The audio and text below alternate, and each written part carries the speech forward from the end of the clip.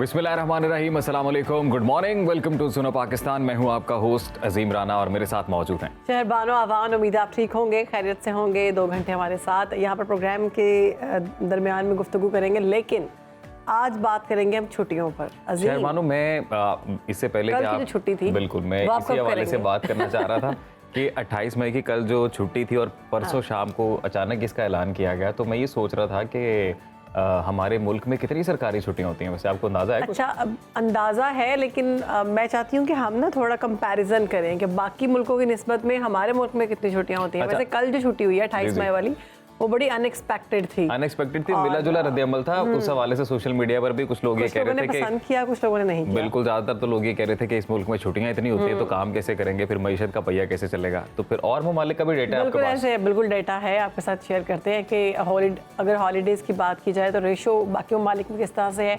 तो हम जिक्र करते हैं सबसे पहले किस ममालिक की बात करें। हम तहकीक के मुताबिक ये पता चला है कि सरकारी तौर पर ज़्यादा छुट्टियाँ होती हैं, यानी 39 छुट्टियाँ जो दी जाती हैं वो नेपाल में दी जाती हैं। उसके बाद 32 पब्लिक हॉलीडेज़ के साथ म्यांमार दूसरे नंबर पे है, 26 छुट्टियों के साथ ईरान तीसरे नंबर पर, 25 छुट्टियों के साथ श्रीलंका चौथे, जबकि 22 छुट्टियों के साथ मिस्र 5वें नंबर पर है। इस लिस्ट में पाकिस्तान 16वें नंबर पर है और यहाँ पर पब्लिक हॉलीडेज जो है वो 16 होती हैं और 18 होती हैं।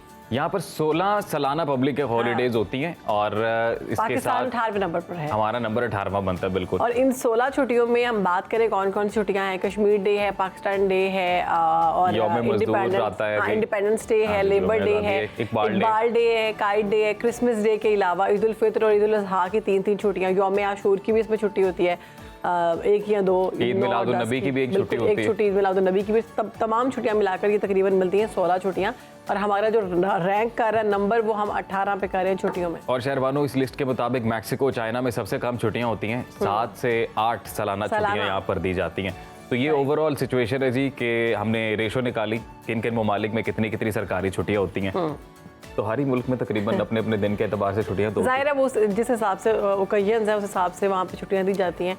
हमारी भी कल एक छुट्टी बढ़ा दी गई 28 मई वाली, खुशी हुई। खैर जो एम्प्लॉयज हैं उनको सुनकर खुशी हुई। बड़े फनी किस्म के तबसरे भी किए जा रहे हैं, कुछ लोग बड़े अजीब अजीब दिन भी सजेस्ट कर रहे हैं कि उनको भी सरकारी छुट्टी के तौर पर अनाउंस किया जाए। बहरहाल तो ये तो होता ही है जी, जमहूरियत में ऐसा होता है, हर तरह की राय रखते हैं लोग और उस राय का खुलेआम इज़हार भी करना चाहिए और इज़हार भी करना चाहिए। तो अगली खबर शहरबानो मैं आपको बताऊंगा, वो पाकिस्तान के टूरिज्म के एतबार से बड़ी अच्छी है, क्योंकि हम ये देख रहे हैं कि वक्तन फवक्तन जो गैर मुल्की सयाह हैं उनकी तादाद अब पाकिस्तान में टूरिज्म के एतबार से बढ़ती हुए नजर आती है। पाकिस्तान अब अव्वलीन तरजीह बनता जा रहा है। ऑस्ट्रेलिया का एक बुजुर्ग जोड़ा है जी जो 102 साल पुरानी कार पर पाकिस्तान पहुंच गए। 76 साल ये सयाह हैं ऑस्ट्रेलवी जोड़ा, जो कि 102 साल पुरानी यानी कि 1922 मॉडल की कार में ये लंदन से मेलबर्न के सफर पर निकले। और ये बुजुर्ग ऑस्ट्रेलवी जोड़ा फ्रांस, बेल्जियम, जर्मनी और तुर्की समेत कई ममालिक से होता हुआ ईरान के रास्ते पाकिस्तान पहुंचा है। और गुज़िश्ता रोज ऑस्ट्रेलवी जोड़े ने अपनी ओपन कार में जैकबाबाद से लाहौर पहुंचना था, लेकिन आपको मौसम की शिद्दत की वजह से थोड़ा उन्होंने इस सफर को तर्क कर दिया है और कार को भी जैकबाबाद से ट्रक के जरिए लाहौर पहुंचाया गया।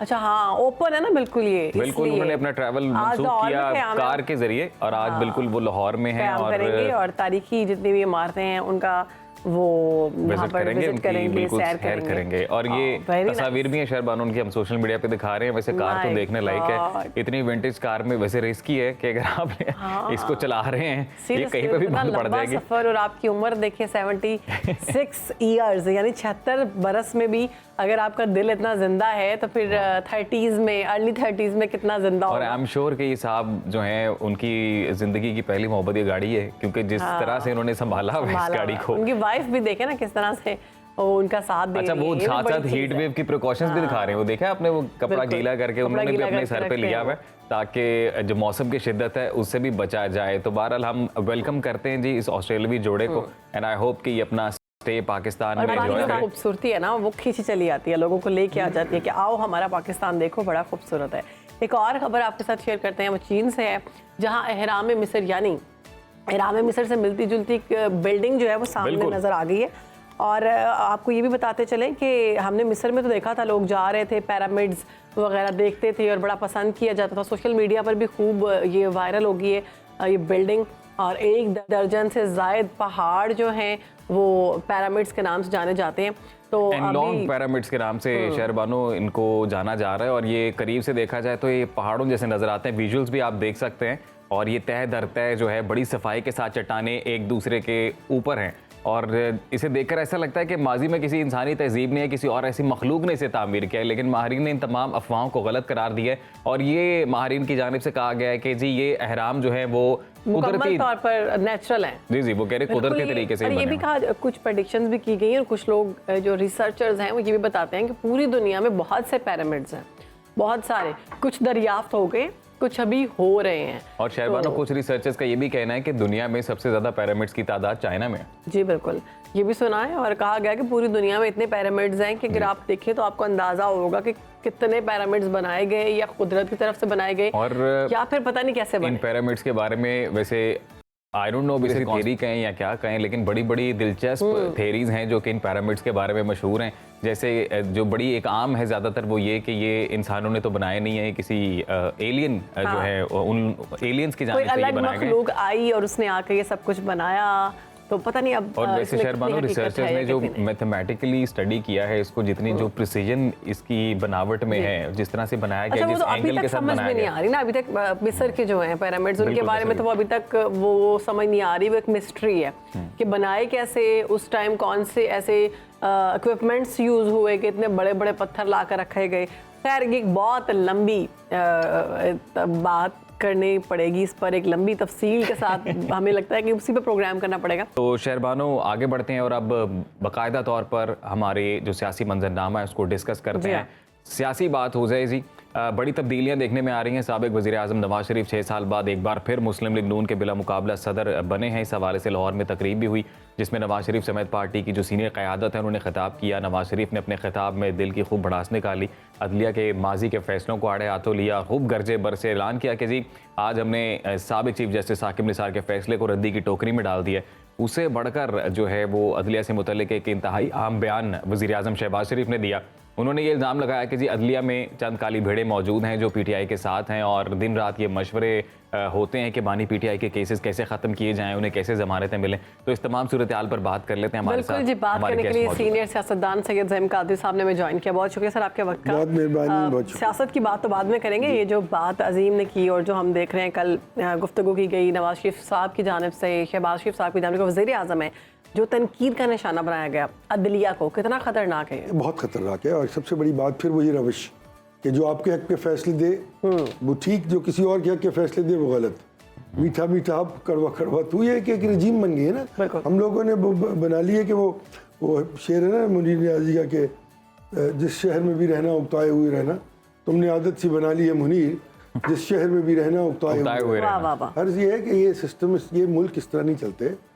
आपको चीज़ों को सही नज़र से देखना और आवाम को दिखाना होता है। हमारे सियासतदान जो हैं वो इतने सेंट्रिक हैं अपनी ज़ात को लेके, अपने इक़्तिदार को लेके, कि कोई भी चीज़ उनके जो है वो उनकी गलती, चाहे वो उनकी गलती से ही हो, अब कोई उल्टा के कह देता कि वो भी तो जजेस थे जिनसे कोयटा में एक फैसला लिया गया था।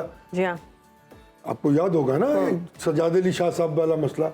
तो ये इल्ज़ाम तो हर एक पे हैं। फिर जो इल्ज़ाम एक सियासी जमात पे लगाए गए वो इल्ज़ाम इन पर भी मौजूद हैं।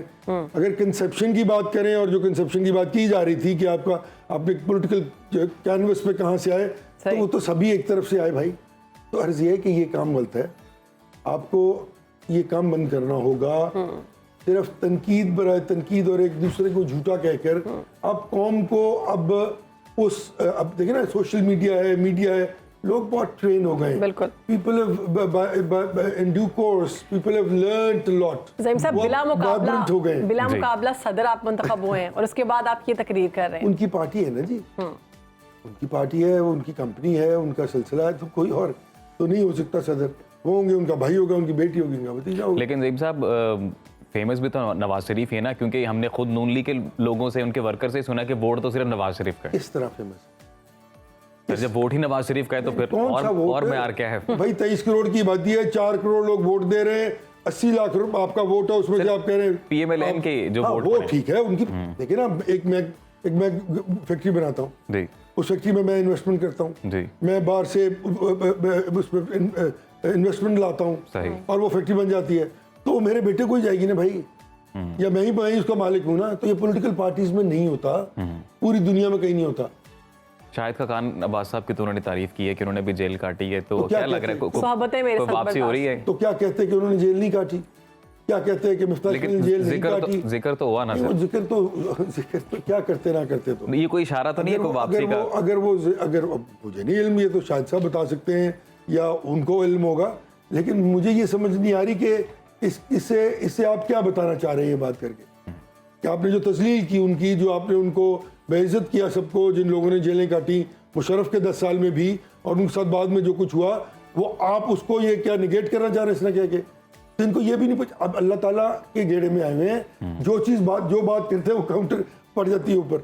अब किस बात का जवाब नहीं दिया जा सकता जो कल कहा गया, ज़हीरुल इस्लाम साहब के बारे में कहा गया कि जी उन्होंने यूं किया, ये किया, वो किया, नाम लेके, तो वो इनको भी तो वही लेके आए। आपको लग रहा है नून लीग में अब कोई इंट्रोस्पेक्शन, कोई एनालिसिस हो रहा है, अब कोर्स अपना करेक्ट करने की कोशिश की जा रही है? वो मक्खी पे मक्खी मारने की आदी हैं। अच्छा। वो वही कोर्स ऑफ एक्शन, गालियां देना, लड़ाई करना, बुरा भला कहना और अपने आप को बहुत अच्छा और नेक साबित करना। अब ये वक्त चला गया भाईजान, दुनिया एक तरफ खड़ी हो गई हुई है जाके, लोग जिधर खड़े हैं वो वहीं खड़े हैं, लोगों को इल्म है कि कौन गलत और कौन सही है। आपने जब तक अपनी पार्टी में जमहूरियत नहीं लानी, तब तक आप लोगों को किस जमहूरियत का पैगाम दे रहे हैं? खान अब्बासी साहब की जो तारीफ की गई है, अब दोबारा उनको वापस लाया जाएगा, बुलाया जाएगा अपने साथ, क्योंकि अब तो वो पार्टी सदारत की कुर्सी पर बैठ चुके हैं। मुझे नहीं इल्म इस बात का, तो उनकी पार्टी है, शायद साहब खुद एक समझदार। आप जाएंगे अगर आपको बुलाया गया तो आप जाएंगे? नहीं, मेरे पास तो मैं तो काम छोड़ दिया भाई, सही, मैं तो पॉलिटिक्स करता नहीं हूँ। पॉलिटिक्स ही छोड़ दिया आपने? हाँ नहीं, मैं तो इंटरेस्टेड नहीं हूँ। आप ज़हीन साहब, बट आप जैसे लोग चाहिए ना, इस पॉलिटिकल जो केओस है, इसमें आप मुझे बताइए कि कहाँ पॉलिटिक्स हो रही है? कहीं मुल्क की खातिर, लोगों की खातिर कोई सियासत कर रहा है? कोई पब्लिक परसेप्शन को दुरुस्त करने के लिए कोई सियासत कर रहा है? कोई इस मुल्क के नेशनल इश्यूज पर कंसेंसस करने की सियासत कर रहा है? तो सियासत नहीं हो रही, ये जातियात, अपने इक़्तिदार की जंग है, अपनी मलकियतों की जंग है, अपने पैसे और अपनी जायदादें बचाने की जंग है। That is all. ये पॉलिटिक्स नहीं है। आप 28 मई वालों के साथ नहीं है जी? आप 28 मई? मैं तो 28 मई, असल 28 मई वालों के साथ हूँ, जिन्होंने 28 मई किया था। अच्छा। महसूस तो कर ही नहीं रहे थे। मजीद निजामी साहब ऑन रिकॉर्ड हैं, मजीद निजामी साहब जो इनके मेंटोर हैं वो ऑन रिकॉर्ड हैं कि वो नहीं कर रहे थे, क्योंकि वो पता था कि क्या होगा बाद में। लेकिन जिन्होंने किया, मैं उनको सलामी अकीदत पेश करता हूँ। उन्होंने मुल्क की तकरीम, मुल्क की इज्जत को इस तरह जो है वो रोशन किया कि हमारा हमसाया, जो कि कुछ दिन पहले धमाके करके हमें मरगूब करने की कोशिश कर रहा था, they were told to stay in their socks, और उसके बाद वो अमल दोबारा नहीं कर पाए वो, और वो डराने धमकाने का कि दे 10 टाइम्स आवर साइज। एग्जैक्टली। उनकी आर्मी, उनके फाइनेंस, उनके रिलेशंस, उनके सिस्टम्स। तो हमने एटॉमिक पावर बन के न सिर्फ पाकिस्तान को नाकाबिले तस्कीर किला बनाया, बल्कि पूरी दुनिया को ये पैगाम दिया। और लोगों ने फिर एक साजिश भी की कि इसको मैं तो खैर इसको साजिश नहीं कहता, लोग कहते हैं ये तो, इसको इस्लामिक बॉम्ब का नाम दिया गया।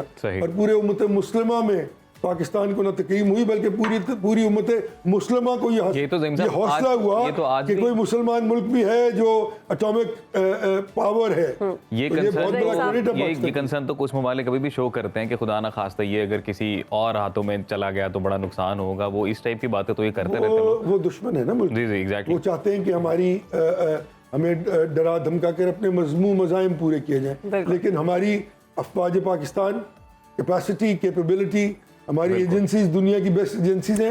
इंशाअल्लाह ताला ये नहीं हो सकता। वापस आते सवाल ये है कि हुकूमत तो पीटीआई के साथ मुज़ाकरात करने पर बात कर रही है और बातें चल भी रही हैं, और आगे से भी थोड़ा रिस्पांस अच्छा आ गया है, लेकिन नवाज शरीफ साहब कल कहते हैं कि कोई मुज़ाकरात नहीं होंगे, कोई बातचीत नहीं होगी। तो क्या छोटे भाई बड़े भाई की मर्जी के बगैर चलेंगे इस दफा? मुज़ाकरात हो नहीं पाएंगे। मुज़ाकरात के लिए कुछ कॉन्फिडेंस बिल्डिंग बाइयर्स होती है। क्या कॉन्फिडेंस है दोनों तरफ से कि जो बात की जाएगी या जिन सियासी इश्यूज पर फैसले होंगे उनको इम्प्लिकेट किया जाएगा लेटरिन स्पिरिट में? The answer is no. Nobody is going to abide by the agreements between political parties. It's not practical. जहाँ तक ताल्लुक है इलेक्शन के होने का, हाँ तो दोबारा इलेक्शन अनाउंस करवा दें अपने छोटे भाई से, तो सारी दुनिया तैयार हो जाएगी। क्योंकि असल कंसर्न जो है वो ये है कि जो बेसिक कॉन्सेप्ट है डेमोक्रेसी का वही इम्प्लीकेट नहीं हुआ ना सही तरीके से। आपने तो फॉर्म 45 और फॉर्म 47 से पूरे रिजल्ट्स जो तब्दील कर दिए। किसने किए, क्यों किए, किस तरह किए, ये मुझे नहीं इल्म, लेकिन हुए तो है ना। ज़हीम साहब, आपको लगता है हमारे जो पॉलिटिशियंस हैं, जितनी भी सियासी क़यादत मुख्तलिफ सियासी जमातों की, they are obsessed about each other? हम वो इस तरह से अंदाज़ा लगाएं कि जैसे ऑब्सेस्ड नहीं है, हमने कौम को इस हजियान में डाल रखा हुआ है कि गाली दो, गाली सुनो, इससे एजिटेशन होती है, इससे लोग एक दूसरे से एजिटेट होते हैं बात मोहल्ले में, क्योंकि हम है ना, ये ऑब्सेशन वाली बात को मैं ये ऑब्सेशन इसलिए बोल रहा था, मैं सवाल अपना कंप्लीट करता हूँ। शहबाज शरीफ साहब प्राइम मिनिस्टर कल जब कर रहे थे तकरीर, तो उनकी जानिब से कहा गया मुबैना तौर पर कुछ जजेस हैं इस तरह से जो कि राह हमवार कर रहे हैं बानी पीटीआई के लिए कि उनको जाके रिहाई मिल जाए। आपको लगता है कि उन्हें रिहाई मिल जाएगी? और दूसरी जानिब फिर नैब ऑर्डिनेंस में एक वो जो नया ऑर्डिनेंस लेके आया जा रहा है जिसके अंदर वो सज़ा बढ़ा रहे हैं, जिसमें नैब ज्यादा देर तहवील में रख सकता है, तो इनके खिलाफ ही तो वो फिर इनके खिलाफ इस्तेमाल होगा। हमेशा हुआ है। ख्वाजा साद रफीक साहब ने भी देखिए ना, अकल की बात की ना उन्होंने, क्योंकि इनके खिलाफ होता रहा है ना, तो फिर हो जाएगा इनके खिलाफ। अर्थ ये है कि ये बातें बंद हो, ये नैब जो है ना, ये नैब काउंटर प्रोडक्टिव है इकोनॉमिक डेवलपमेंट में। लोग ना टैक्स देते हैं, ना बाहर आते हैं, ना पैसे की बात करते हैं, दुकानदार तक खौफ है। जिस मुल्क में एक खौफ की फजा हो कि हम किसी वक्त भी धर लिए जाएंगे और हमारे पास हमसे वो सवाल पूछे जाएंगे जो वाजिब भी नहीं है हम पे, तो फिर लोग कारोबार नहीं करेंगे, इन्वेस्टमेंट नहीं करेंगे इसमें। बिल्कुल ऐसे है। तो हमें इन चीज़ों का अंडर डेवलप इकोनॉमीज को बहुत ख्याल रखना पड़ता है। इसका प्रेशर बहुत, शायद खान नवासी साहब, ख्वाजा आसिफ साहब, दीगर लोग बार बार कह चुके हैं कि हर इस इदारे को बंद करो। जो लोकल बाकी इदारे हैं, एंटी करप्शन है, FIA है, बैंकिंग ट्रिब्यूनल्स हैं, वो अपना अपना काम करते रहे और वो कर रहे हैं, वो बंद तो नहीं हो गए। तो एक ओवर एंड अबव लाके आपने एक ऐसी चीज़ बना दी है जो मतलब काउंटर प्रोडक्टिव हो गई है पूरे इकोनॉमिक फाइनेंशियल सिस्टम के लिए, और हर चीज़ जो वो जमूद का शिकार है। तो ये तो बड़ी अजीब बात है। जहाँ तक आपने बात की तनकीद की जजेस के बारे में, मैं वही अर्ज कर रहा हूँ ना कि आपने ये फैसला कर लिया कि जो चीज़ मेरे सोच के मुताबिक दुरुस्त है वही दुरुस्त है, बाकी सब गलत है। और ये तमाम पॉलिटिकल पार्टीज, वो सब जो जेल में बैठे हुए हैं, उनका भी यही वतीरा है। वो भी यही कहते हैं कि जो मैं कह रहा हूँ वही करे। पूरी 23 करोड़ आवाम उन 25,000 30,000 लोगों को जो सड़क पर निकलते हैं उनके लिए मुकैयद हो जाए, और वो इस तरह तो फिर हर बंदा जत्था लेके आ जाएगा और आप जत्थों से फैसले करवा लें, मुल्क टूट जाया करते हैं। इस तरह मेरे मुंह में खाकम बदहन, ये तो कुछ तरीके। This is where the establishment has to play the role. They have to put their foot down and they've got to tell them categorically कि यार तुम चोर भी हो, डकैत भी हो, इनकॉम्पिटेंट भी हो, स्लगिश भी हो, और तुम आके यहाँ पे इस मुल्क को अपने इक़्तिदार की अमाजगाह ना बनाओ, इसको सियासी अखाड़ा ना बनाओ। मुल्क के कौम के लिए कुछ कर सकते हो करो, नहीं तो जस्ट गो होम। अभी किस जानिब हालात जाते नजर आते हैं, क्योंकि हमारा सेगमेंट भी इख्तितामी मराहिल में दाखिल हो गए। तो सर कल नैब की जानिब से छापा मारा गया, वो आपने भी खबर देखी होगी मेरे टाउन पिंडी ऑफिस में अलकादिर ट्रस्ट के हवाले से।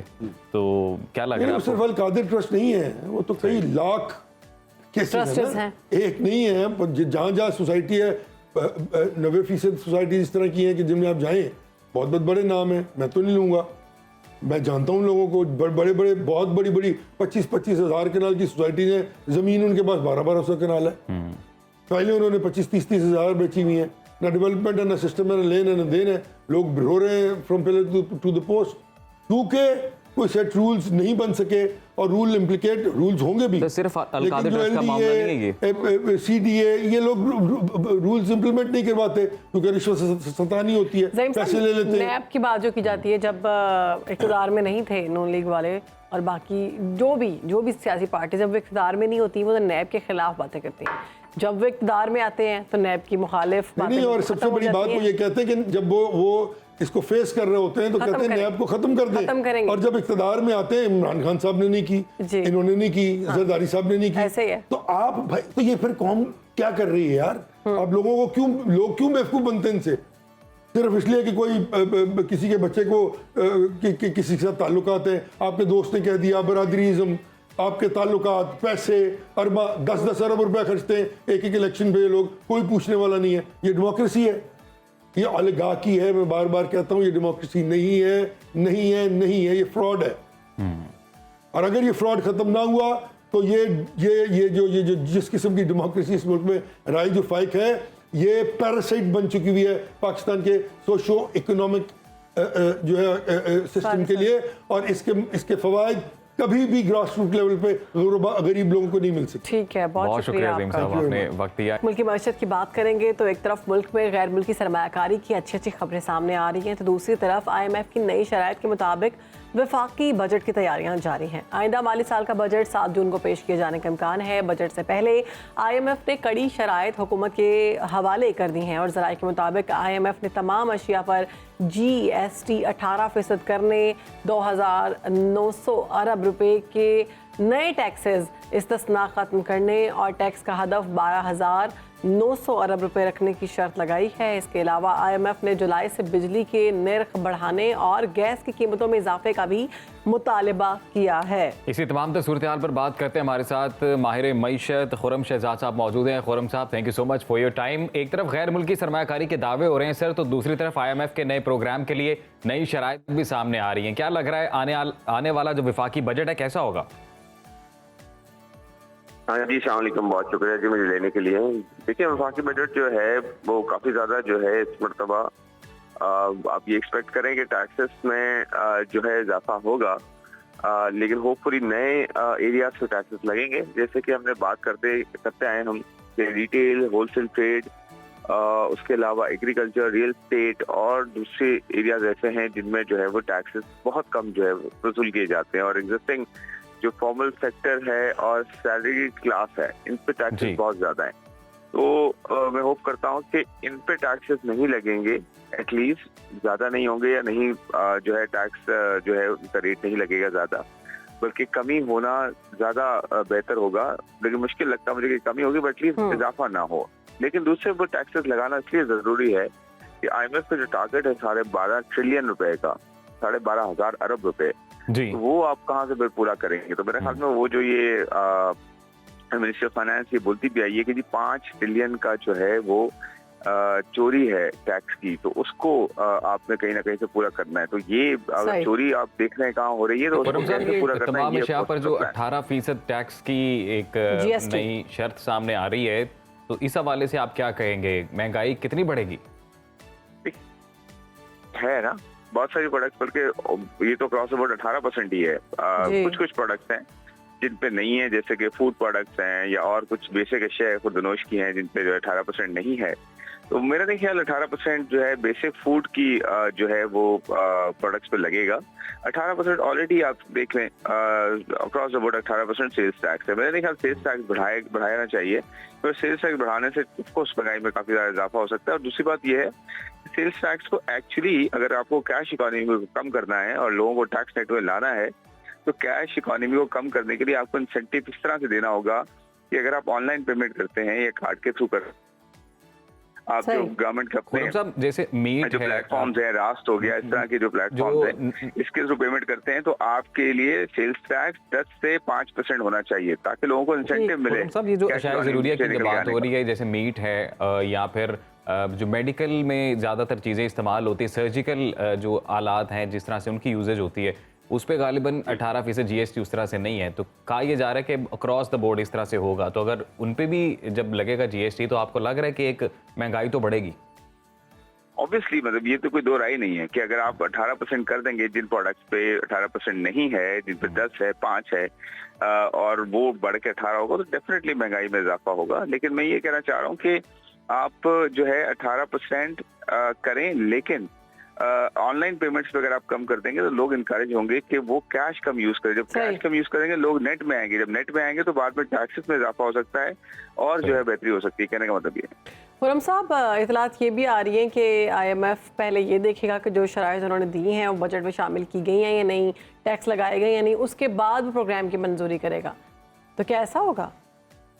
जी, और ये लास्ट टाइम भी ऐसे ही हुआ है। SBA जो आपने साइन किया था, जो शॉर्ट प्रोग्राम था, केयरटेकर गवर्नमेंट के दौर में हुआ था, तो वो भी अब तो यही हो रहा है ना। देखिए, हमने क्रेडिबिलिटी अपनी बहुत खो दी है या कम कर दी है। पिछले 24 प्रोग्रामों में 20 प्रोग्राम ऐसे थे जिसमें, या 21 प्रोग्राम ऐसे थे जिसमें IMF ये कहता था कि जी आप पैसे ले लें और फिर काम करें, और दुनिया भर में इस तरह से होता है। लेकिन आपने क्रेडिबिलिटी इतनी कम की है, वो काम नहीं किए पैसे लेकर जो कि करने चाहिए थे, और सब्सिडियों दे दी और जाया किए पैसे मुख्तलिफ हुकूमतों ने।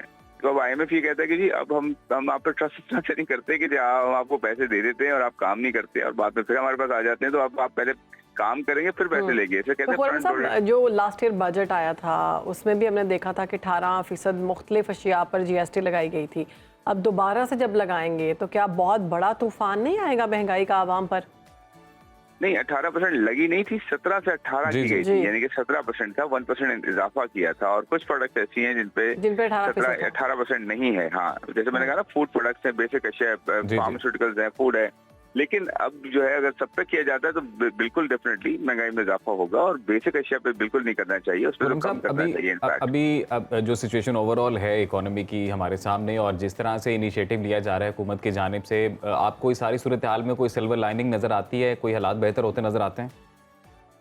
देखिए, स्टेबिलिटी तो आ गई है दोबारा। पहले तो स्टेबलाइजेशन की तरफ आते हैं ना आपके, आप डिफॉल्ट की तरफ चले गए थे, स्टेबलाइजेशन आ गई है, अब यहाँ से ग्रोथ की तरफ जाना है, जिसके लिए हमें एनर्जी को बेहतर करना है ताकि सस्ती एनर्जी हो, टैक्सेस को फॉर्मल सेक्टर पे कम करना है ताकि जो है इन्वेस्टमेंट हो।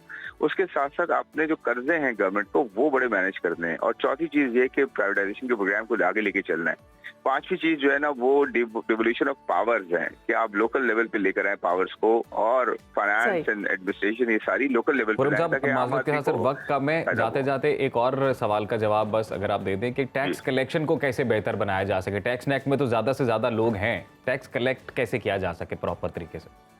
जैसे मैंने शुरू में कहा कि 5 ट्रिलियन जो है वो चोरी होती है, और ट्रैक एंड ट्रेस की बात हो रही है, डिजिटाइजेशन की बात हो रही है, कैश को कम करने की बात हो रही है। तो ये सारे तरीके हैं, अमल करना चाहिए। ये सारे हम बातें करते आए, अमल की जरूरत है। अमल होगा तो ये बेहतरी होगी, नहीं होगा तो फिर वो बातें ही होंगी और दोबारा प्रॉब्लम जो है चलती रहेंगी। साहब, ये वैसे तो बातें करी है हुकूमत बड़े बड़े कि हमने महंगाई जो है उसकी शरह में हमने कमी लाई है, शरह 38 से 17% पर आ गई है। तो आपको लगता है कि वाकई कोई कमी हुई है सूरत हाल जो हम देख रहे हैं? देखें, जो पिछला महीना गया है इसमें एक्चुअली मंथ यानी कि एक महीने के चेंज के बेसिस पे इन्फ्लेशन में डिक्लाइन आया है, माइनस हुई है इन्फ्लेशन, ये बात सही है।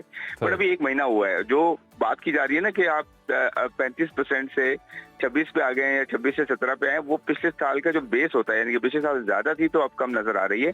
लेकिन मुझे लगता है अगले 2-3 महीने में अब शुरू हो गया सिलसिला, अल्हम्दुलिल्लाह के नीचे चीजें हो रही है। लेकिन इंटरनेशनल प्राइसेस अगर सही रहती हैं, रुपया स्टेबल नहीं होगा और कमी आहिस्ता आहिस्ता हो जाएगी। ठीक है, बहुत शुक्रिया आपका खुर्रम शहजाद साहब, थे माहिर मईशत, और बता रहे थे कि मईशत की बहाली के लिए और IMF का जो नया प्रोग्राम है उसकी मंजूरी के लिए कौन कौन सी चीज़ें और कौन कौन से ख़तरनाक महंगाई के तूफ़ान और बजट और उसके साथ साथ टैक्सेस हमारे खाते में पड़ेंगे।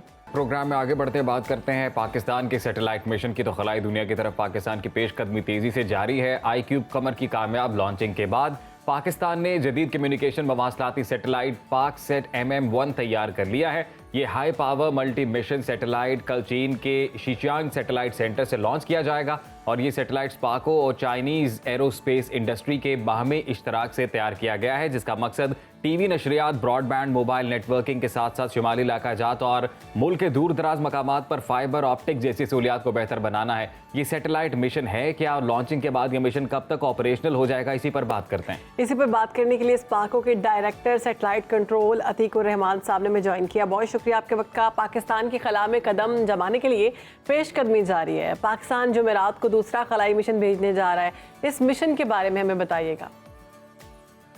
खुशी की बात है कि पाकिस्तान जो है वो 30 मई को अपना एक दूसरा कम्युनिकेशन सैटेलाइट भेजने जा रहा है, जिसका नाम पाकसेट MM1 है। ये बेसिकली मल्टी मिशन सैटेलाइट है, और मल्टी मिशन का मकसद ये है कि इसके अंदर कुछ ऐसे फीचर्स हमने रखे हैं जो इससे पहले कम्युनिकेशन सैटेलाइट के अंदर नहीं थे।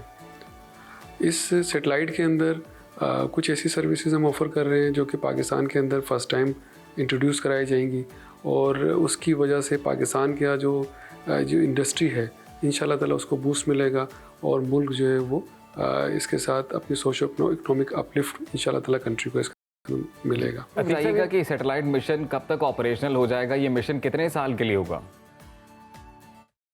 ये सैटेलाइट जो है चाइना के लॉन्च साइट से लॉन्च किया जाएगा। शीचांग उसकी साइट का नाम है, जहाँ से इस सैटेलाइट को लॉन्च किया जाएगा।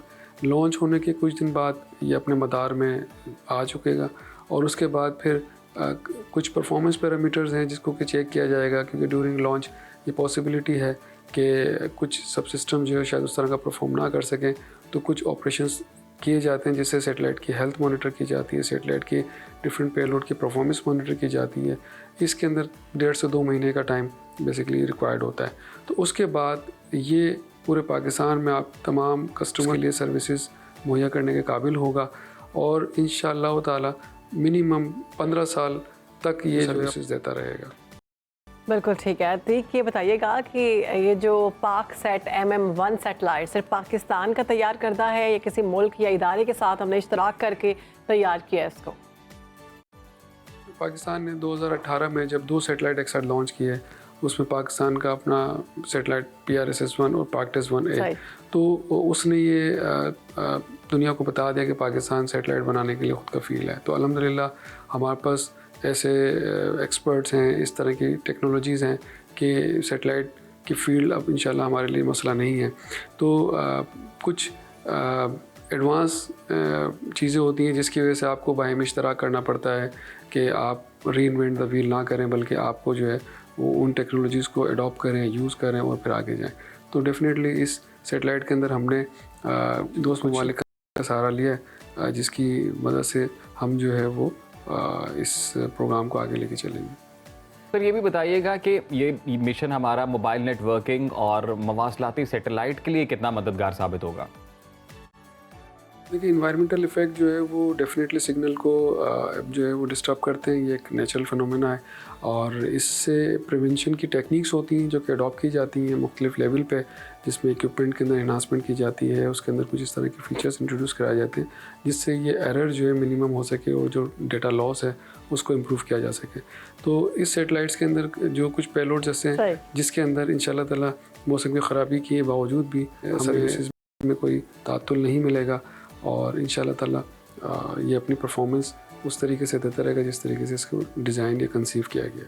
बहुत शुक्रिया आपका अतीकुर रहमान साहब, आपने सुनो पाकिस्तान को अपना कीमती वक्त दिया है और हमारी दुआएं हैं, हमारी बेस्ट विशेज़ हैं हमारी स्पेस टीम के साथ कि पाकिस्तान भी अब खलाई मिशन में कामयाब हो और जो एक स्पेस रेस चल रही है पूरी दुनिया में उसमें हम लोग भी अपना नाम बनाएं और एट दी एंड इवेंचुअली ये हमारी टेक्नोलॉजी के लिए बहुत बेहतर है। और जब ये बात की जाती है कि पाकिस्तान के वो इलाके जो हमारी नॉर्दर्न साइड है, दूर दराज के इलाके जहाँ पे कम्युनिकेशन के इश्यूज़ हैं, वहाँ पर भी कम्युनिकेशन बेहतर होगी। बिल्कुल इसी तरह से जैसे बताया गया कि इंटरनेट और मवासलाती निज़ाम को बेहतर बनाने के लिए ये नया जो मिशन है भेजा जा रहा है जिसका नाम है पाकसेट MM1 सैटेलाइट। हम दुआ करते हैं कामयाब हो और मज़ीद पाकिस्तान आगे बढ़े। के बात करेंगे खेल के मैदान से। तो पाकिस्तान और इंग्लैंड के दरमियान तीसरा T20 मैच बारिश की नज़र हो गया। इससे पहले दोनों मैचेस के दरमियान खेला जाने वाला पहला T20 मैच भी बारिश के बायस मनसूख हो गया था। 4 मैचेस की सीरीज़ में इंग्लैंड को 1-0 से बढ़तरी हासिल है, जबकि कल यानी 30 मई को खेला जाने वाला चौथा और आखिरी मैच कल फैसला होगा कि क्या बनेगा इस सीरीज। जी बिल्कुल, और इस तमाम सूरत हाल पर बात करते हैं। हमारे साथ मौजूद हैं स्पोर्ट्स तज्ज़ियाकार अहमद नजीब सत्ती साहब। सत्ती साहब बहुत शुक्रिया आपके वक्त का। सर, पाकिस्तान और इंग्लैंड के दरमियान पहले मैच के बाद तीसरा मैच भी बारिश की वजह से ना खेला जा सका, तो अब आपको क्या लगता है कि मैच मनसूख होने से किस टीम को ज़्यादा फायदा हुआ? लाजमी बात है पाकिस्तान को। वो कैसे? उन्होंने वैसे मुश्किल था जीतना।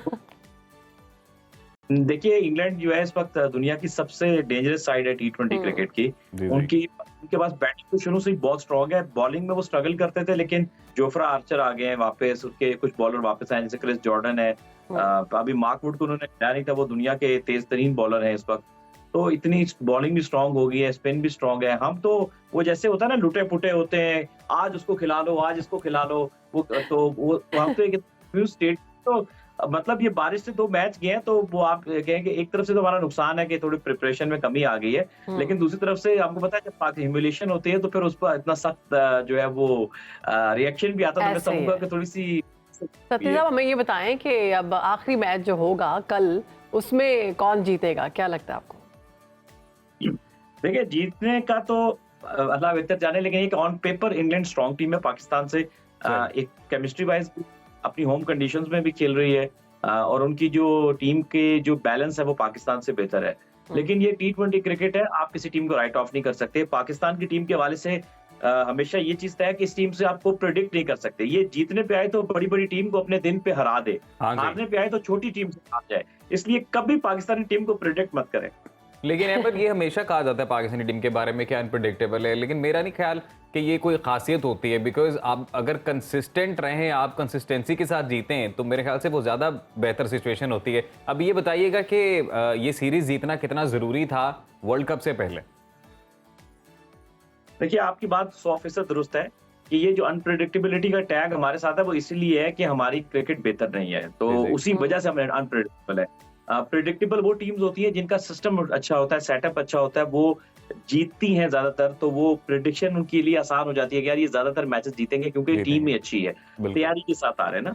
तो दूसरा ये कि पाकिस्तान के लिए सीरीज जीतना कॉन्फिडेंस के लिए बहुत इंपॉर्टेंट था, क्योंकि इंग्लैंड एक बड़ी टीम है। ऐसी टीम को आप हरा कर जब आगे किसी मेगा इवेंट में जाते हैं तो आपका कॉन्फिडेंस भी हाई होता है, आपको अपनी गेम पे ज्यादा ट्रस्ट आने लगता है। तो जो ये बारिश से 2 मैच मुतासिर हुए हैं, ये इन्होंने पाकिस्तान की जो प्रिपरेशन पे काफी डेंट डालेगा, क्योंकि जो कॉम्बिनेशन ट्राई करना चाह रहे होंगे वो नहीं कर पाएंगे। तो आखिरी मैच पाकिस्तान के लिए डू एंड डाई होगा कि वो इसलिए कि इसको कि अपने मोराल को हाई करें, क्योंकि हमने कोई वार्म अप मैच भी नहीं खेलना, डायरेक्ट जाके वर्ल्ड कप मोराल तो हाई करना पड़ेगा। अच्छा सती, हमें ये बताइएगा, काफी अरसे से हम देख रहे हैं कप्तान जो नायब कप्तान का मामला है वो तातुल का शिकार है। अब वर्ल्ड कप के लिए भी स्क्वाड का ऐलान किया गया, मगर नायब कप्तान का नाम सामने नहीं आया, क्या वजह? पीसीबी वजह है, इन्होंने तबाह किया पाकिस्तान के सारे सेटअप।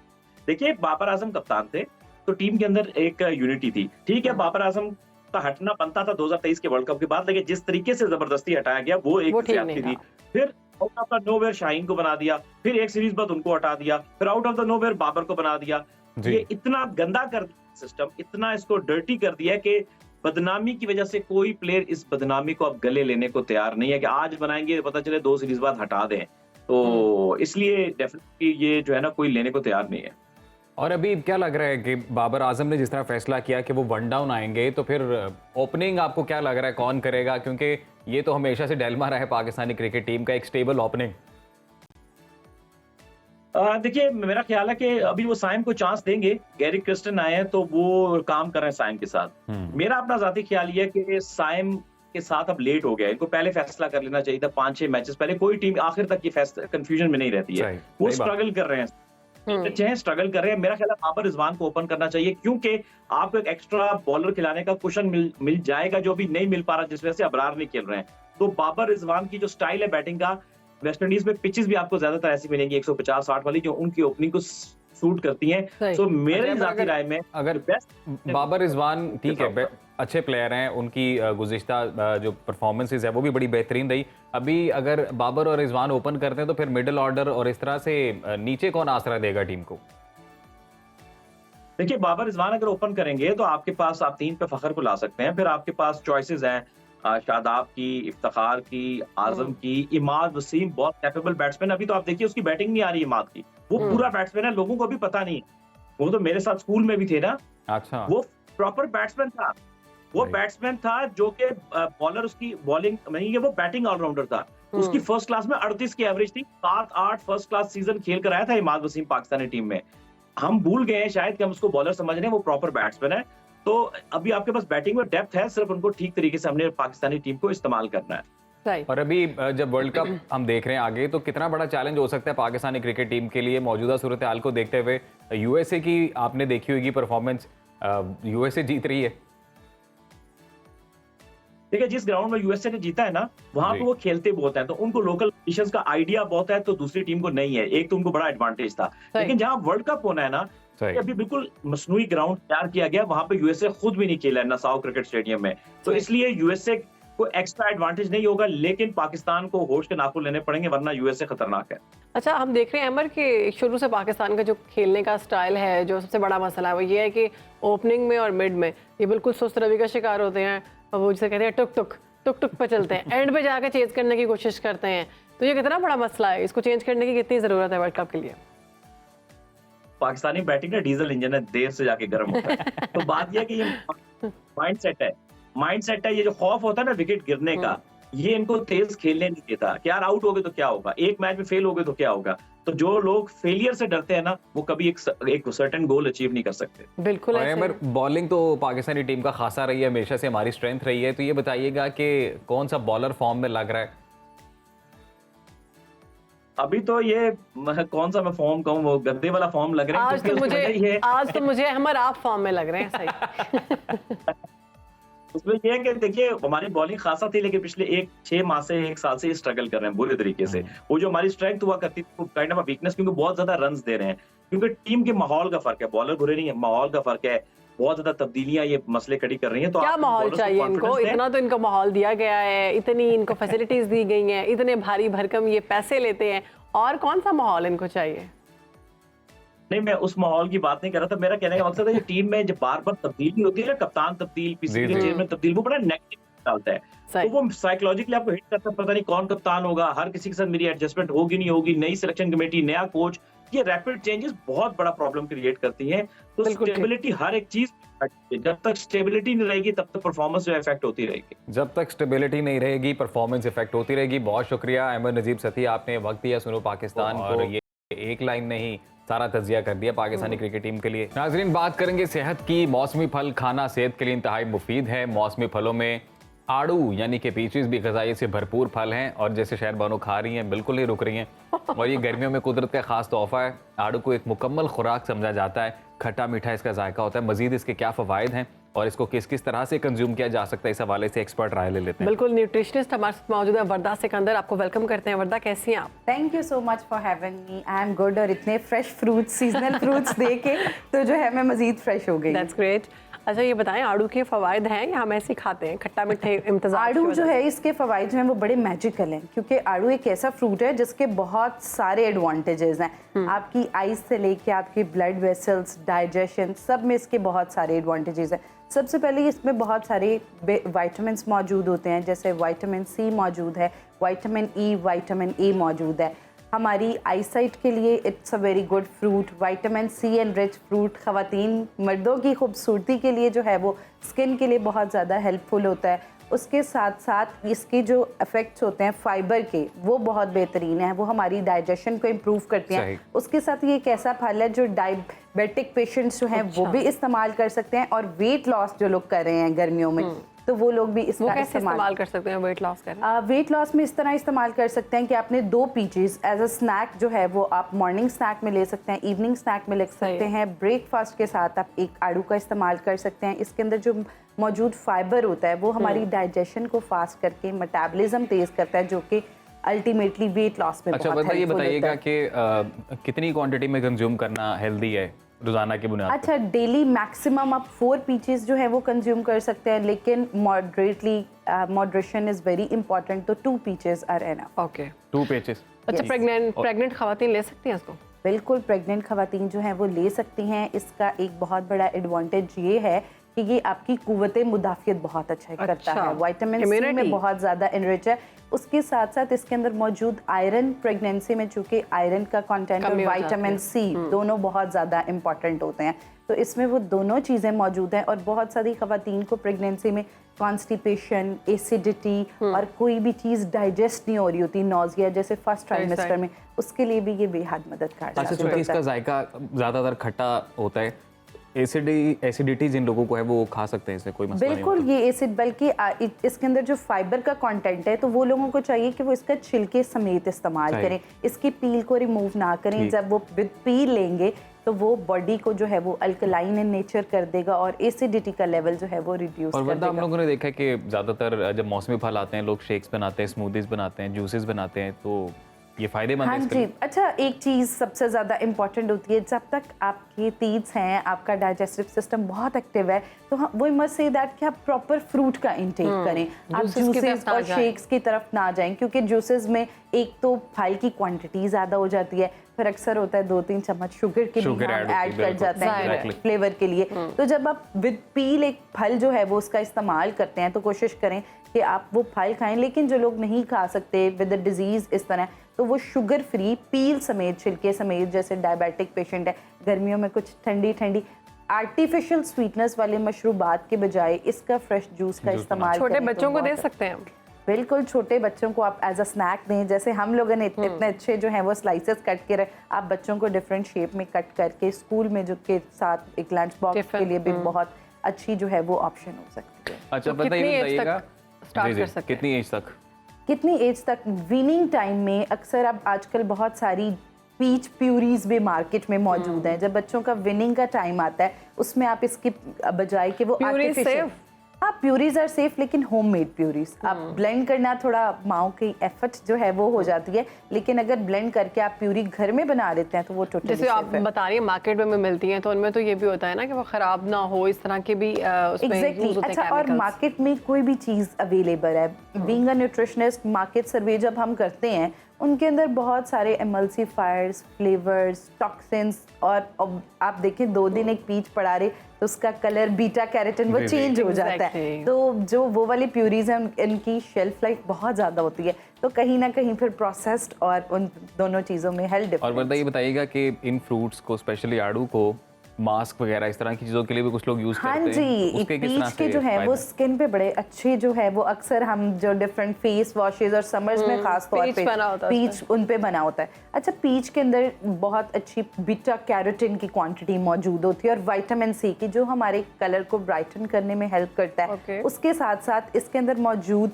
जो बीटा कैरोटीन होता है, जब वो हमारी स्किन में जाके पेंट्रेट करता है तो आपके स्किन में अगर एक्जिमा, एक्नी, इस तरह की कोई भी प्रॉब्लम है उसके लिए जो है वो बहुत मुफीद साबित होता है। तो खासतौर डायरेक्ट जिन लोग- अप्लाई कर सकते हैं? हाँ जी, डायरेक्ट आप अप्लाई कर सकते हैं। जिन लोगों को स्किन एलर्जीज हो जाती हैं, स्किन एलर्जी या वैसे आपको किसी भी सीजनल एलर्जी है, तो एलर्जीज में जो है वो पीच बहुत ज़्यादा हेल्पफुल है। सही। और अक्सर ये मेरा सवाल हमारी सारी जो न्यूट्रिशनिस्ट हमारे पास आती हैं, डॉक्टर्स, उनसे होता है, और वो यही कि कुछ फ्रूट्स हम लोगों की एक बड़ी आदत है कि हम लोग खाने के साथ खाते हैं। Most of the time lunch कर रहे होते हैं और उसके बाद एक ट्रे या बॉल जो है फ्रूट्स का वो भी खाते हैं। तो पीचीज के लिए ये ठीक है, ये खाने से पहले खा ले, बाद में खा? जो ब्रेकफास्ट है उसमें चूंकि मैक्सिमम अब्जॉर्प्शन हो रही होती है हमारी बॉडी में, तो आप जैसे एक पीच विद योर मील जो है वो ले सकते हैं, but it is very important कि मील्स के टाइम पे हम कार्ब्स, प्रोटीन और फैट, उन तीनों चीज़ों को मेजर, क्योंकि उन तीनों के कॉम्बिनेशन से अब्जॉर्प्शन जैसा मैं स्नैक टाइम में ले सकते हैं? स्नैक टाइम में ले सकते हैं, मॉर्निंग स्नैक लें, इवनिंग स्नैक लें, और ख़ास तौर पे समर्स में एक बड़ी अच्छी इसकी, जैसे आप पीच स्लश घर में बना सकते हैं कि आप करें, चिल्ड वाटर लें, उसके अंदर जो है वो पीच ऐड करें, थोड़ा सा पिंक सॉल्ट ऐड करें, तो जो लोगों को डिहाइड्रेशन, इलेक्ट्रोलाइट डेफिशिएंसी होती उसके है, स्लाइसेस ऐड करें या फिर उसका वो बनाकर स्मूदी? स्लाइसेस ऐड करके आपने अंदर पिंक सॉल्ट ऐड करना है, और मिंट के लीव्स आप ऐड कर सकते हैं अगर डाइजेशन, तो ये एक बड़ी अच्छी सी, तो उसको फिर ग्राइंड कर लें? जी ग्राइंड कर लें, एक चिलिंग ड्रिंक बन जाएगी और रिफ्रेशिंग भी है, उसके साथ साथ हेल्थ बेनिफिट्स के एतबार से। मतलब शुगर आपने उसमें नहीं डाल? हाँ, शुगर तो शुगर तो वैसे ही इट्स निकाल वाइट दें? पॉइजन,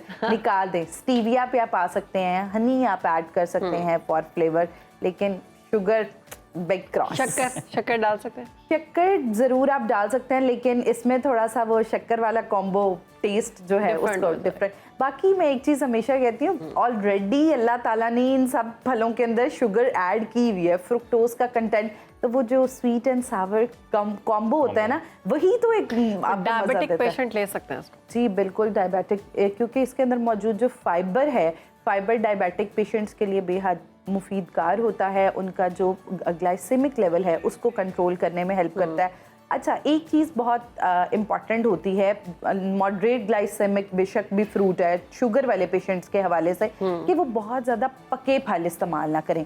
जितना फल ओवर राइपन होगा उसका ग्लाइसेमिक इंडेक्स उतना ज़्यादा बढ़ता वरना इसी से रिलेटेड मेरा सवाल था नेक्स्ट, जी, और जी। वो ये था कि एटलीस्ट मेरे लिए ये सवाल बड़ा ज़रूरी है। मोस्ट ऑफ द टाइम मेरे लिए सबसे बड़ा चैलेंज ये होता है कि अगर मैं खुद कुछ फ्रूट खरीदने जा रहा हूँ तो मुझे ये डर होता है कि जब घर लेके जाऊंगा तो घर वाले ये ना कहें कि ये क्या खरीद लिया, क्योंकि वो नहीं पता चलता अच्छा फ्रूट किस तरह का है। मोस्ट ऑफ द टाइम नहीं समझ इट आता। इज़ वेरी इंपॉर्टेंट कि आप जो वो बाइंग कर रहे हैं उसमें, अच्छा उसमें एक फैक्टर होता है, जो पीच है इसका जो राइपनिंग प्रोसेस होता है ना, ये दरख्त से उतरने के बाद भी रहता है। तो ये है कि आप मॉडरेट साइज का हमेशा फल खरीदें, चाहे वो पीच है, ओवर राइपन ना लें। ओवर राइपन जितना फ्रेश लें। एक तो इसमें अक्सर इस तरह की भी आदत है जो बहुत खट्टे होते हैं, मतलब जो बहुत सख्त हार्ड मतलब कंडीशन में अच्छा, होते हैं। इनकी अब जैसे डिफरेंट काइंड्स हैं, जैसे आई विजिट हुंजा, तो उधर ज़्यादा सावर थे। हुंजा में तो इसको फ्रूट ऑफ कामनेस कहाँ जाता सही। है। उधर जो है वो खास तौर पे जो जितनी Anxiety के लिए भी work करते हैं। एंजाइटी, डिप्रेशन और उसके अलावा जितने पीलिंग मास्क होते हैं वो सब, क्योंकि जो खास तौर पे ऐसे इलाकों में लोग रहते हैं उनकी स्किन बहुत ज़्यादा ड्राई होती हाँ है जी। और हिस्टामिन का लेवल बॉडी में ज़्यादा हो जाता है, जिसकी वजह से एलर्जीज और लिवर की प्रॉब्लम बहुत ज़्यादा। तो वो कहते हैं कि it's a detoxifying fruit, fruit of calmness and fruit of beauty. ज़बरदस्त, बहुत आपने ज़बरदस्त बात की कि इसका मतलब है कि आप अगर एंजाइटी पेशेंट हैं तो भी आप इसको खाकर अपनी एंजाइटी खत्म कर सकते हैं, और ब्यूटी तो वैसे ही हर बस किसी के अभी लिए- हम तो खाने लगे हैं और फिर बाकी भी सबको कहेंगे कि सीजनल फ्रूट्स का इस्तेमाल करें, लेकिन moderation is very nice, important. बहुत कोई भी शुक्रिया। फ्रूट को देख के क्रेजी नहीं हो जाना। थैंक यू सो मच आपका वर्दा, बहुत शुक्रिया कि आपने वक्त दिया और बहुत ज़बरदस्त तरीके से आपने बताया कि हम किस तरह से आड़ू को इस्तेमाल करें और किस तरह से खा सकते हैं। नाजरीन, प्रोग्राम में आगे बढ़ेंगे, बात करेंगे मुसलमानों की तारीख साज फतह के हवाले से। तो आज 29 मई है, मुसलमानों की बड़ी फतह का दिन है। आज ही के दिन 29 मई 1453 ईस्वी में सल्तनत उस्मानिया के 7वें हुक्मरान सुल्तान मोहम्मद अल फातह ने 21 साल की उम्र में 700 साल बाद तारीखी शहर कुस्तुनतुनिया को फतह किया। कुस्तुनतुनिया की फतह आलमी तारीख और मुस्लिम दुनिया दोनों के लिए इंतहाई अहमियत की हामिल समझी जाती है। तुर्की में हर साल 29 मई को यौम फतह के तौर पर मनाया जाता है और इस हवाले से मुख्तलिफ तकरीबात का भी इनकाद किया जाता है। आज के इस दिन की अहमियत के हवाले से हम बात करेंगे। हमारे साथ सीरत स्कॉलर डॉक्टर तारिक शरीफजादा साहब मौजूद हैं। तारिक साहब, आपको वेलकम करते हैं, कैसे हैं आप? अल्हम्दुलिल्लाह, अल्लाह का बड़ा एहसान। तारिक साहब, आज का दिन कितना अहम है मुसलमानों की तारीख के लिए? इसमें रब मोहम्मद करीम अलैहिस्सलातु तस्लीम, सबसे पहले तो यादावरी का शुक्रिया। रसूल रहमत सल्लल्लाहु अलैहि वसल्लम अपने एक सहाबी के घर में महव इस्तराहत थे, आराम फरमा रहे थे, और हज़रत अनस बिन मालिक, जिनका नाम हम सब ने हुजूर के खिदमतगारों की निस्बत से बड़ा सुन रखा है, उनकी खाला उम्मे रुमान जो हैं वो हुजूर के पास आईं और उन्होंने देखा कि हुजूर बेदार हुए, और हुजूर ने मुस्कुराते हुए कहा कि मैंने अभी ख्वाब में देखा कि मेरे कुछ उम्मती हैं वो समंदर के ऊपर इस तरह चल रहे हैं जिस तरह बादशाह अपने तख्त के ऊपर बैठा होता है और वो सफ़र कर रहा होता है, वाह, या अपनी सवारी पर बैठा होता है और सफ़र कर रहा होता है। ये बात कही, हुजूर ने उनकी जो बात थी वो सुनी, और उसके बाद थोड़ी देर के लिए हुजूर दोबारा महव इस्तराहत हो गए, आराम फरमाना शुरू हो गए। जब दोबारा उठे तो हुजूर पहले से भी ज़्यादा हशाश बशाश थे, ज़्यादा आपके चेहरे अक़दस के ऊपर मुस्कुराहट थी, और आपने बशारत दी कि सबको बशारत हो। हदीस का मफ़हूम है, हुजूर ने ये फरमाया कि अनकरीब तुम कुस्तुनतुनिया को फ़तह होते हुए देखोगे, और क्या ही अज़ीमुश्शान वो लश्कर होगा जो उसे फ़तह करेगा, और क्या ही अज़ीमुश्शान उसका लीडर होगा, उसका सिपह सालार होगा जिसकी क़यादत में ये लश्कर फ़तह हासिल करेगा। सरकार दो आलम सल्लल्लाहु अलैहि वसल्लम ये बात फरमाते जाते और बार बार इसको दोहराते जाते, और चेहरे अक़दस के ऊपर मुस्कुराहट जो है ना वो नुमायाँ होती जाती। सरकार की ये अमल और ये बात जो थी, ये बशारत जो थी, ये जब कलमा गो मुसलमानों तक पहुँची, और हर ज़माने के फिर उसके बाद आने वाले मुसलमानों की ये ख्वाहिश रही, हुक्मरानों की बिलखुसूस ये ख्वाहिश रही, सिपह सालारों की ये ख्वाहिश रही, मुजाहिदीन का ये ख्वाब रहा, तमन्ना रही कि हुजूर की ये जो बशारत है इसके हम अहल करार पाएँ, यानी हम उन खुश नसीब लोगों में शामिल हों कि जिन्हें अल्लाह ये इज़्ज़त अता करे कि वो कुस्तुनतुनिया को फ़तह करने के लिए या लीड करें या उस काफ़िले का हिस्सा बने, उस कानवाई का एक हिस्सा हों, उसमें शरीक हों। तो आप ये देखें कि ये ख्वाहिश इस दर्जे पे, यानी बाद के ज़मानों में तो थी, हुजूर के अपने ज़माने में, हुजूर के फ़ौरन बाद के ज़माने में भी इसकी इस दर्जे की अहमियत थी कि हज़रत अबू अय्यूब अंसारी, जिन्हें मेज़बान रसूल रहमत सल्लल्लाहु अलैहि वसल्लम होने का मदीने में शर्फ़ हासिल हुआ, जिन्हें सरकार दो आलम सल्लल्लाहु अलैहि वसल्लम के साथ सारी जंगों में शरीक होने का शर्फ़ हासिल हुआ, वो हज़रत अबू अय्यूब अंसारी जो हैं वो मदीने से चलते हैं और कुस्तुनतुनिया के पास आ जाते हैं, कुस्तुनतुनिया में गोया आ जाते हैं, और उम्र के आखिरी हिस्से में पीराना साली है, और ज़ाहिर है उस वक्त तक असबाब ऐसे नहीं थे कि उसमें कोई इम्कान होता कि मुसलमान जो है ना इसको फ़तह कर लेंगे। लेकिन आपने जब आपका आखिरी वक्त आया तो आपने अपने मुहिब्बीन को इकट्ठा किया और कहा कि मुझे ये जो किला है, बाज़ंतीनी रियासतों ने एक किला बना रखा था हुकूमत ने, तो इसकी बिल्कुल जो दीवार है उसके साथ मुझे दफन किया जाए, और मेरी जो कब्र है उसको ज़मीन के साथ बराबर कर दिया जाए, ताकि मेरे यहाँ पहुँचने पर ये जो यहाँ की जो रियासत है उसके लोग जो हैं वो उसकी बेहुरमती ना करें और तुम्हारी दिल आज़ारी ना हो, यानी अपनी कब्र की बेहुरमती के लिए नहीं, तुम्हारी दिल आज़ारी ना हो। ज़ाहिर है तुम मुझसे मोहब्बत करते और तुम देखोगे।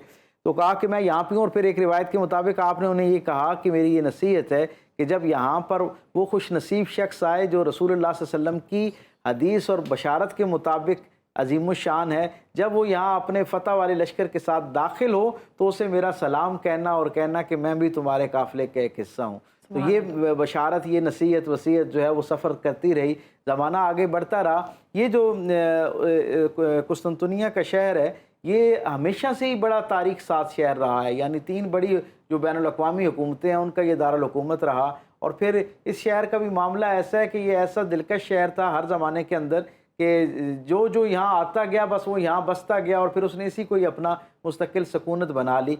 बाद इसका सबसे पहली मरतबा जो इसका नाम जो कुस्तुनतीन है वो 330 हिजरी के अंदर जो है ना 330 ईस्वी में एक बादशाह आया जिसका नाम कुस्तुनतीन था, उसने अपने नाम से इसका नाम रखा और फिर इसी तरह मुख्तलिफ हैसियतों से चलता रहा। और जैसे अभी आपने खुद अपने सरनामा कलाम में बताया कि ये ख्वाहिश बहुत सारे मुसलमान हुक्मरानों के साथ ट्रैवल करती रही और फिर वो वक्त आया कि जब तारीख़ ने देखा कि सुल्तान मोहम्मद सानी जो हैं, सुल्तान मोहम्मद सानी उनकी बड़ी ख्वाहिश थी कि इसको जो किया जाए और उन्होंने बरसरा एक शहर है जो इस्तंबुल यानी जो कुस्तुनतुनिया जिसका हालिया नाम इस्तंबुल है इसके बिल्कुल करीब करके है, वहाँ अपना पाया तख्त बनाया।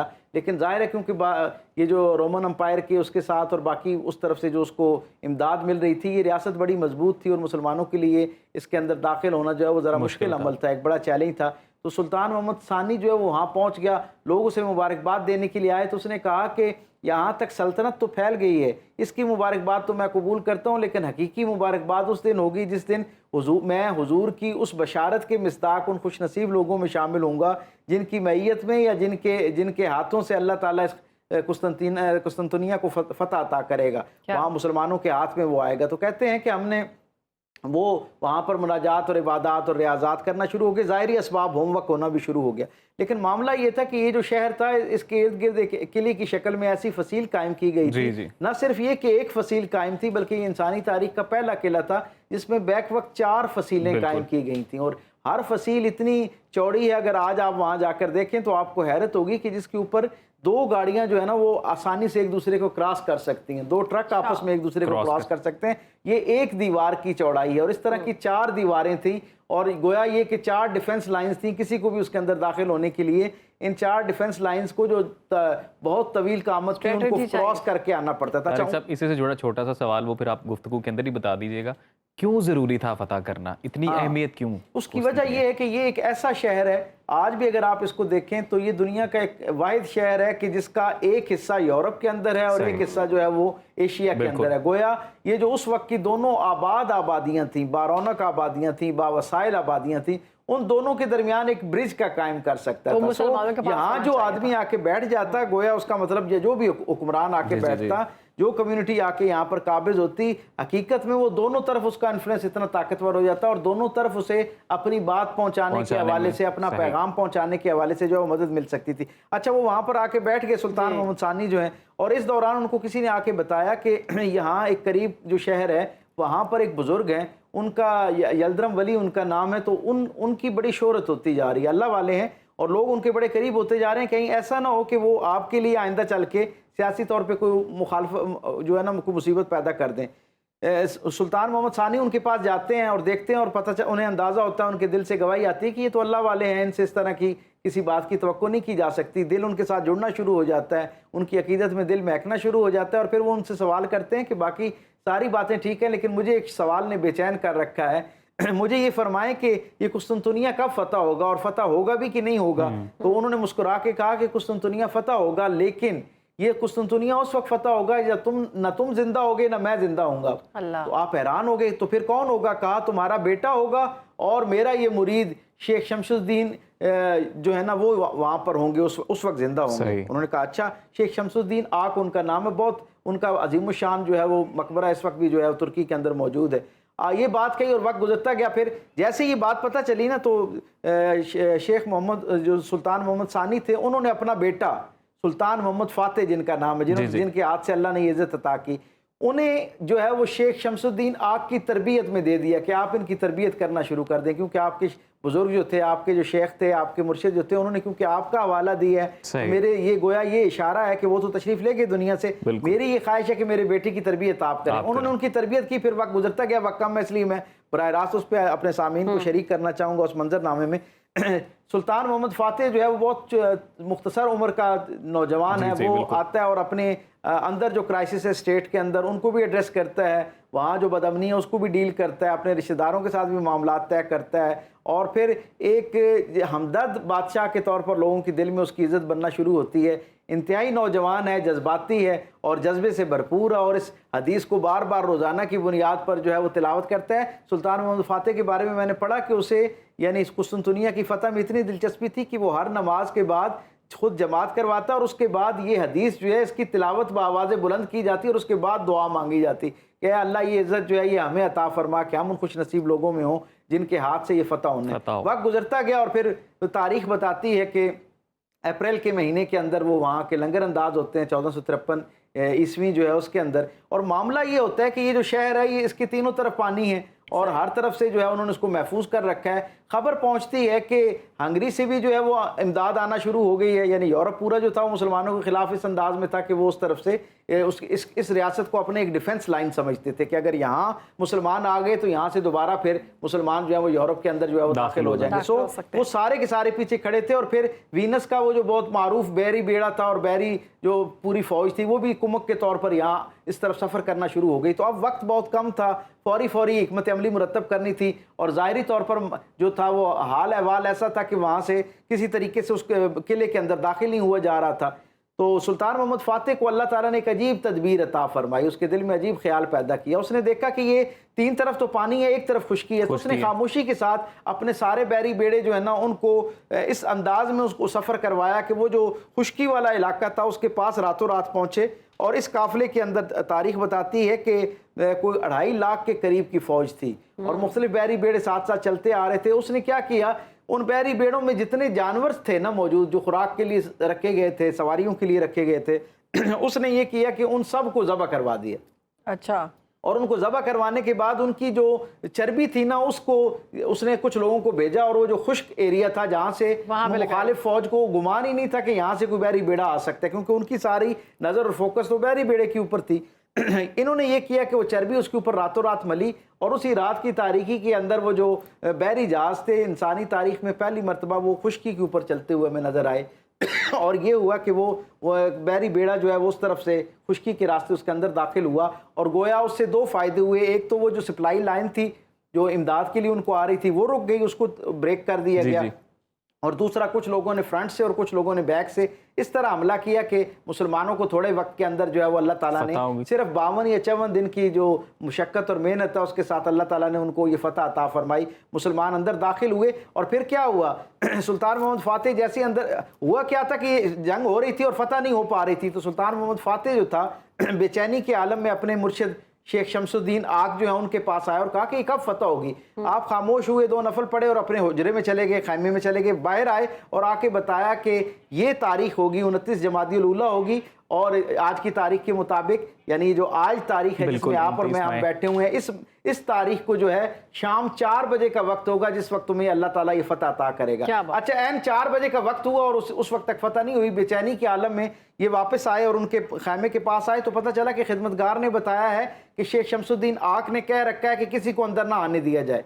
तो सुल्तान जो था मोहम्मद फ़ातेह वो भी बाहर खड़ा था, लेकिन बेचैनी के आलम में क्योंकि फतह नहीं हो रही थी उसने अपना चाकू जो है वो उनके खैमे में मारा और देखा कि वो सरबा सजूद हैं और अल्लाह की बारगाह में दुआ कर रहे हैं, मालिक मेरी ज़ुबान से जो तूने वक्त और तारीख मुतय्यन करवाई है उस पर मुसलमानों को बशारत अता फरमा।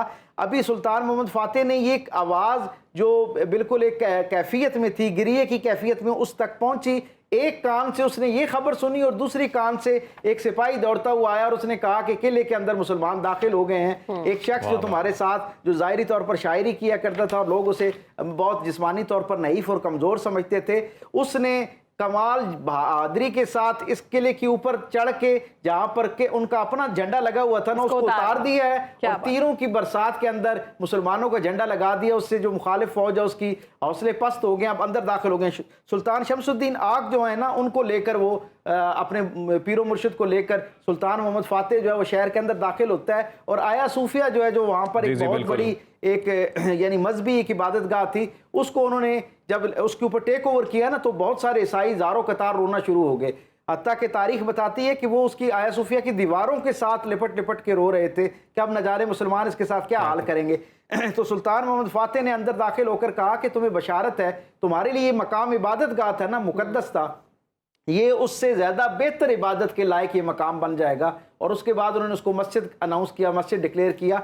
और पहला जुमा जो है वहाँ सुल्तान शमसुद्दीन जो थे ना, उनके पीरो मुर्शिद, वो सुल्तान शमसुद्दीन आक, उन्होंने आके वहाँ जो है वो जुमा पढ़ाया। और उस जुमे के अंदर उन्होंने पहला जो फ़िक्रा बयान किया अल्लाह की हम्दो सना के बाद, अल्लाह का शुक्राना अदा करने के बाद, उन्होंने कहा कि जितने लोग यहाँ पर रहने वाले थे, जो जंग हो गई सो हो गई, उसमें जो लोग काम आ गए सो काम आ गए, अब जितने लोग यहाँ मौजूद हैं उन सबको इस्लाम की आगोश रहमत के अंदर पनाह दी जाती है। सो अब ये सारे लोग उसी तरह के हुकूक रखते हैं जिस तरह के मुसलमान यहाँ के शहरी अब आइंदा हुकूक रखेंगे। अब फतह तो कर लिया कुस्तुनतुनिया को, अब यूरोप और मगरबी ममालिक पर क्या असर पड़ा?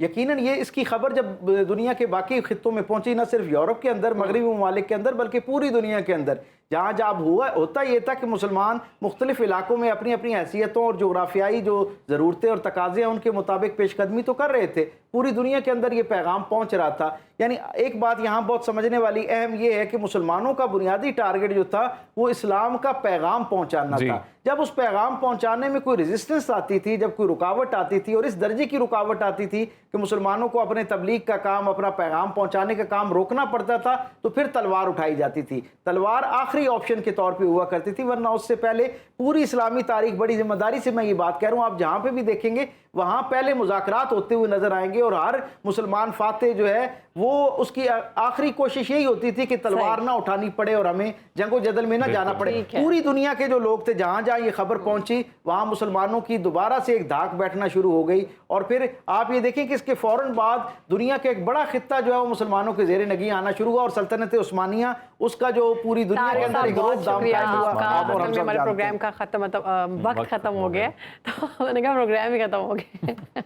तो हमें आज के प्रोग्राम से इजाज़त दीजिए, इंशाल्लाह कल आपसे मुलाकात होगी। तब तक के लिए अपना ख्याल रखें। अल्लाह हाफ़िज़।